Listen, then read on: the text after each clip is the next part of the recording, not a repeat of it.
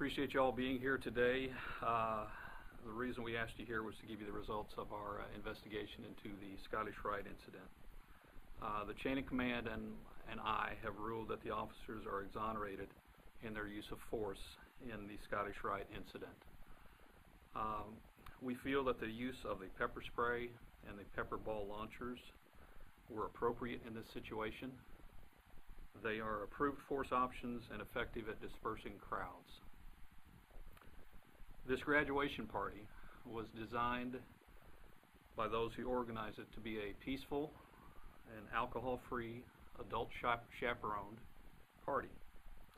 Things went south when members of a gang called the Uptown Savages showed up at this party. An argument ensued that included pushing, shoving, shouting, and gang signs, according to some of the witnesses at the party. Those individuals were kicked out, and unfortunately, a short time later, they returned and were again able to get inside the party. And again, there was another disturbance, another argument, and one of the witnesses described it as real rowdy. At that time, the party was shut down. That was about 12:30 in the morning.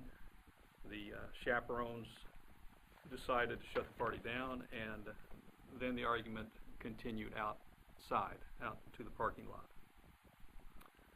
It was serious enough that several at the Scottish Rite called 911 for the police to come. And different people described it in different ways. Some said that they were trying to fight, but they were being held back by the crowd. One witness indicated that there was a blow thrown, but it did not connect. We had one adult chaperone who called 911, and she reported to dispatch that it was a physical fight. There was a police car that arrived fairly quickly that had 2 officers, and some said that the lights were on the police car. The same adult chaperone who called 911 and said that it was a physical fight, she said that the officers arrived, they got out of their cars, and they yelled numerous times for the crowd to disperse. She and those that were with her were up against the building, and the officers indicated to them to stay against the building. She did that, as well as those with her. None of them were ever hit with any pepper spray. She said that the officers continued to give several warnings to the crowd, and the crowd would not disperse. And she said it was at that time that the officers started using pepper spray. She stated that the officers needed to be there, and described it as that they did the right thing. There were several civilian witnesses that said they heard the officers giving warnings to leave, but many of them said they did not hear the warnings until after the pepper spray had begun.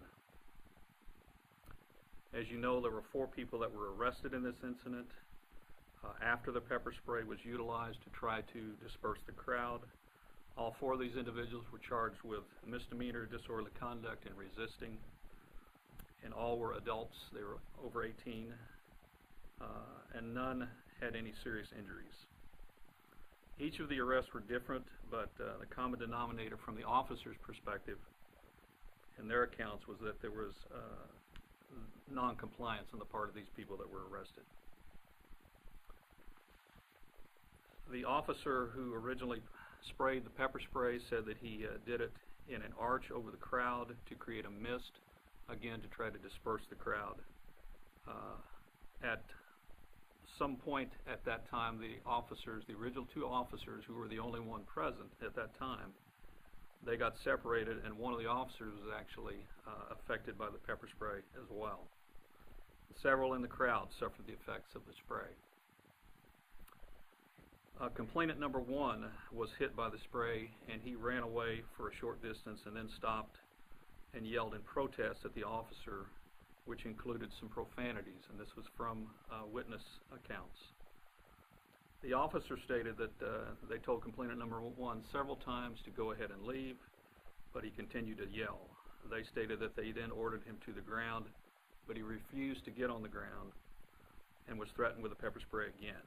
And at that time they say he complied and got on the ground. Now the complainant stated that he was ordered to the ground when he first protested, and he complied after being told a second time. He said he put his hands behind his back before he was even ordered to, and the officer stated that he would not give up one of his hands underneath him and had to be forcibly handcuffed. A second police car arrives with 2 other officers, and one of the officers has a pepper canister and the other officer has a pepper ball launcher. The officer with a pepper ball launcher fired it at the pavement in front of the crowd, again to try to get the crowd to disperse. The officer stated that some of the pepper balls were shot into the crowd when they started to surge toward the officers. The complainant number 2, according to civilian witnesses, was shouting profanities at the police and yelling that they were crackers. A civilian witness described this complainant as hyped, arguing, and yelling. And another civilian said he would just not shut up.